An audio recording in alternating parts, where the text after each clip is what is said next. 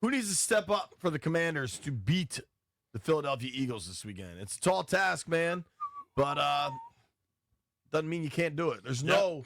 Last I checked, the United States Constitution, there is no provision that does not allow the Washington Commanders to beat the Philadelphia Eagles in Week 16, or the Washington organization under any name, not in the Constitution. Yeah, let's go to seen it. Big G is in Sterling. What's up, Big G? Big G, how y'all doing, man? This me again. I want good special team play, turnovers, and long drives to keep our defense off the field. I'm with that. You think Marcus can get it done? Yes, sir. There you go. All right. Thank you, Big G. I mean, Yes, Big sir. G painted an easy picture, B. Mm-hmm. Good specials, create turnovers, long drives. That will do it. That will do it. Hell yeah, any day. 800-636-1067. 800-636-1067. B, you know another guy that could help a ton? Who would that be? Debo. Debo, certainly a playmaker. See, this is the thing for me. When Terry and Debo is there, for some reason we act like we can't get the ball to both of them. We go to one or the other. And that's they got to scheme that up, man. And you got to find a way, because if you look at games, when one goes, the other one rarely gets it. You know, and it's like we have to take different chimes to give it.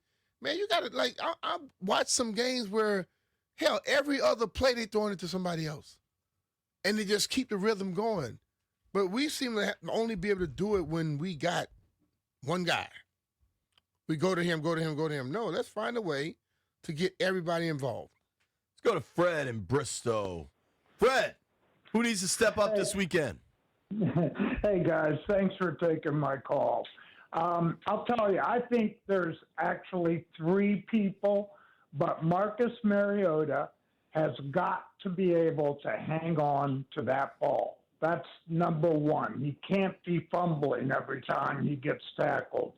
Number two is Crosby, Bill, if you will. And number three is McLaurin. And if those three can step up, I think we're going to win. All right. Appreciate the call, man. Hey, you bet. You need folks to step up. That's how it works, dude. I mean, what do you always say? Like, we can talk about the coaches, we can talk about the play calls, but sometimes it's just about a dude making a play. Players play, baby. Players got to just go out there and get it done sometimes. And listen, man, we're in a situation now where I know what it calls for in practice and you look for all the time. Take a peek. I mean, let's see if the guy backside is open. Or the dude that may not be in the read, let's just take one little quick peek and see. He may be running free. You know who people could say regressed? The regression bros are out there coming for everybody's neck. But you know, I almost want to pull this up because I don't want to make something up. But, like, they haven't won that many games. But I could think of at least 2 games, which is 50% of their win total. Actually, 1, 2. All right. In 50% of their wins, Mikey Sanders still has an interception. Yeah. Like, another big Mikey play would help a lot. That'll help. But, hey, how about somebody else get an interception other than Mikey? I mean, let's think about that. The ball is life is the motto for the whole team, right? Yeah. Mikey don't mind somebody else helping him out. No. By taking it away from somebody. What do you think of the young man Hamilton in that last game? The last game, he was on, man. And he played with confidence, and he was he was good. He was right there. He was in him. And sometimes you get in those matchups, you know. If he can play another one like that, I'll take it. Let's try John. Because he didn't look like he was scared. No. He was ready to go. John is in Stafford. What's up, John? Hey, what's going on there, BMitch? What's going on, JP? Finlay? Hey, guys, look, I called y'all last week, and I said, look, them Dallas Cowboys was the best offense that we had to be worried about. I was dead wrong. That was just a terrible take. that Dak Prescott, he just was not a good thing. And anyways, look, man, we're going to win on Sunday under two circumstances. And BMitch, you hit it dead on the head, man, just a few moments ago. You've got to get that Debo Samuel and that Terry McLaurin involved at the same time. When one's off, the other's on, and the other's on, the other's off. We cannot have that. We got to get both them boys rolling at the same time. And I believe that Marcus Mariota can do that. Look, let me tell you right now. The key to success, it ain't that Sam Still, it ain't that daggone the middle backers, and I love that Bobby Wagner. He's going to be a Hall of Famer, but he ain't the answer. The answer is that front four. If that front four does not step up, that Saquon Barkley is going to go off. He has not had a good year this year, but look, everything everyone's been talking about this week is this is a get-right game for them Philadelphia Eagles. And that daggone Saquon Barkley, he is going to go off if that front four does not get it. And I tell you, that is the answer. I love that Debo Samuel. I love that Terry McLaurin. But that front four has got to be it. All right. Appreciate you, man. Well, I'm gonna tell you. I love y'all so much. I appreciate it. Thanks, dude. He's right about the front four, though. I mean, I just think the front on both sides of the ball, they got to come to play, bro. Can we talk about our guy right there real quick? He called last week. That Debo Samuel. Last week, the Terry accent McLaurin was not as pronounced. He was good, though. I think He can call. I'm into those calls. Yeah. But I wonder if he just had a lot of coffee this morning or was leaning into it. Maybe that was Chris Collinsworth doing a Southern accent. Mariota. Either way, that dude has my full support. I think the information provided was dead on. Yeah. He's right. He was good. I mean, and let's be real. When you start thinking about football for real, the big boys make it happen. Absolutely. Not the little sexy picks, the big boys. To your Smell point. like bacon. Chaz is in Alexandria. What's up, Chaz? Hey, guys. So I'm going to sound repetitive as the last caller, but I'm going to go with the D-line, too, because I think we'll be able to stop Saquon Barkley, but where we'll be getting into trouble is when Hurts is able to pick us apart with those elite receivers and that elite offensive line. So if we're able to get pressure, then I think we can make a difference and have a chance at winning. All right. Need pressure, man. Especially Hurts is only 2 weeks removed from a 5-turnover game. Yes. Even if we just want to say it was 4 picks because the pick/fumble is incredibly fluky. I don't care. You had the ball in your hands. You fumbled it. He did. Yeah. Let's go to Jeremiah in Fairfax. Jerry, what's up? Hey, how y'all doing? Thanks for having me on. Right, So I think JP hit the hammer on the head earlier when he said Mike Sanderson on the defensive back now, or hold all the defensive backs. Now, my reasoning is Saquon hasn't had a great year like the earlier caller said, but he's still going to provide us with a challenge. We're going to have our hands full. You can't really ever underestimate him. He's had good games against Washington throughout his career. If you allow both AJ and Devontae to get going, you can't really focus fully on Saquon, and it's just going to be a nightmare from there. So if you can keep those two covered, as well with the pressure from the D-line, I think it'll be a much easier job on the offense. You won't have to score as many points. But thanks for taking my call. All right, man. Thanks, dude. It's a good call. I mean, the other one in this, and I think one of the callers touched on it, but it's Mariota. Yeah. Marcus just cannot have the silly Yeah, turnovers. he said it himself. He said, I have this I'll be having a good game, and then I just have this one bonehead play. Let's let the bonehead play stay at home. Totally. I mean. And that's just come down to being mentally in it the whole time. Don't relax. I don't care how good it gets. Don't relax. Do you know his last game without a turnover? And some of that's a little spotty because, actually, I guess he's played in every game because even in Minnesota, he came in the second half. He hasn't had a clean sheet since the Lions game. That was November 9th. Yeah. Against the Dolphins in Madrid, he had an interception. Against the Broncos at home, he had an interception and a fumble. I'm not sure if he lost that fumble, but he had a fumble. Against the Vikings, he had a pick and a fumble. And he wasn't in much. And then against the Giants, he obviously had the very costly fumble late. He had 2 fumbles in that game. Connerly recovered one of them. You have to go all the way back to the Lions game without a turnover. It's just like when you're playing golf and you're having that great day. And when you're playing well, what's the first thing your friends say? Damn, dog, you on pace to break 70. Then what happens the next 3-4 holes? You start thinking about how good you were playing and how good things can be, and you don't focus on the moment, and you end up going bogey, double bogey, bogey, double bogey. You're speaking my language. I'm just saying, it's like it's the same thing when you're having a good game of football. It's so much easier if you just forget about what you've done and focus on what you got to do. So many times we start getting happy, we get complacent when we get happy, and then all of a sudden that one little play comes and it just blows up everything. It's like missing a damn foot putt. So we talked about Kingsbury as a big part of this. And I think, Cliff has had ups and downs this season. Hard to get a full measure of Cliff with all the injuries. Just like I think it's hard to get a full measure of what this season could or couldn't have been due to all the injuries. Commanders come into this game 24th in scoring and 18th in yards gained. Yeah. Let's do a should and a will.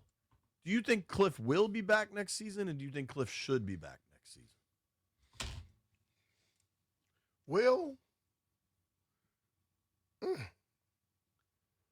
I don't know. Because, see, the thing about it, he was the hot commodity here for 2 years, and I think eventually you got to make a move or you fall out of that mix. So, and then you got a lot of colleges now. You're going to have some pros, so I don't know if he will be. Should? I think he got unfinished business. I want to see him take that step to where the things, the tendencies we see get changed. Change those tendencies, and then this thing can be remarkable, dude. You know what job I thought about? And I don't know anything. I am not a Glazer family member. Tampa. As hot as Tampa started, and they have just fallen off. Mm-hmm. And I don't know that it'll happen, but if Tampa ends up falling out of the playoffs, would you be shocked if there was a move made there, if Todd Bowles got the boot? I wouldn't be shocked if nothing that happened in the NFL, dog. Right. It happens. And Cliff and Baker go back to Texas Tech. Baker started 5-0 for Cliff Kingsbury as a walk-on freshman, I believe. Now, things kind of went sideways from there because Baker got hurt and Cliff thought he could play, and then Baker transferred to Oklahoma. But it's my understanding those two have years ago reconciled their friendship and relationship. Mm-hmm. And I think one of the toughest things for Tampa is I think 3 years in a row now, they've had a good offense, and the OC gets plucked to go be a head coach somewhere else. Mm-hmm. It was Canales. This year it was Liam Cohen. I don't know anything, but like when we ran through what jobs we think will become available, I don't know that we were considering Tampa the last time we went through that exercise. Moment we wasn't, because they were playing okay. I think Cincinnati, if the Bengals job became available. If I'm an offensive coach, yeah, that's where I want to go. That's what you dream of. Because I got to sit down, me and Joe got to have a conversation. But the weapons he has, man, please, give me that. And to hell with throwing it to the open guy. Look for number one, any chance you get. And if you're not him, then go to his buddy, his running mate Higgins. If you're impressed by Dart, and I don't think he was very impressive against Washington last week, but I think his body of work as a rookie has been impressive, if not concerning, with the It's running been style. impressive, but his mental is not impressive to me. I agree with that. But he's also a rookie. Like, he can learn. He can learn. But that's a job that's pretty interesting. He's been talking about that like that for a long time, dude. That's what's in him. You got to break that out of him. Matt is in Manassas. What's up, Matt? Hey, so not saying I'm an expert on anything, but when you look at the numbers, and my biggest concern would be dealing with those two cornerback. Well, I guess cornerback, and they consider him a nickelback. Cooper DeJean and Quinyon Mitchell. When you look at their numbers, we got to figure out how to get past. Like, they got some crazy number, like 400 attempts with no touchdowns, and Mariota, he's got to figure out how to get past those two guys. Sure. That's what I think the key of the game is. All right. You need Mariota to have a clean sheet, man, undoubtedly. And That's a lot easier said than done. Specific to the Cliff thing, I don't know how that's going to shake out. And I think if you look at the numbers, Cliff's actually been a lot more steady than people kind of give him credit for. They have an exact even split pass to run through 14 games, 401 pass attempts, 401 rush attempts, which is just kind of surprising. It's tough because you got to try to balance out that of the run game. A lot of that is quarterback runs. Mm-hmm.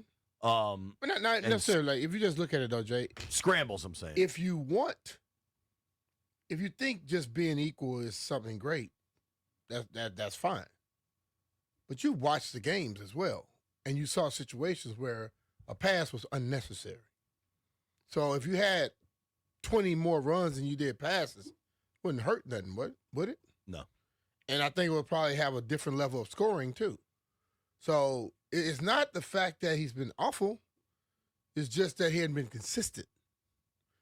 You know, I don't look at it like I look at – if I'm playing a team that sucks on defense when it comes to running the ball against them, I'm going to run the ball against you.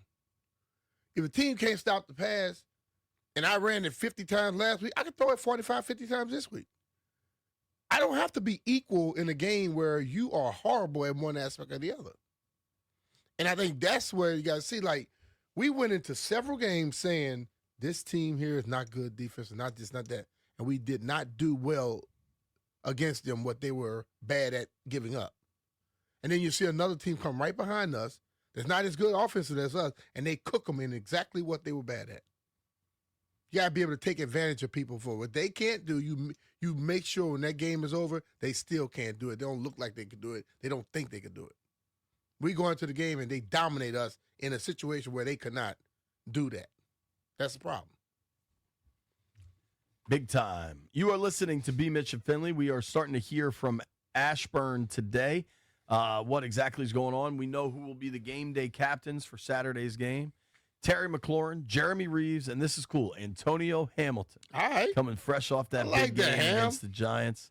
Laramie Tunsil will not play this weekend. What does that do to the Washington offense?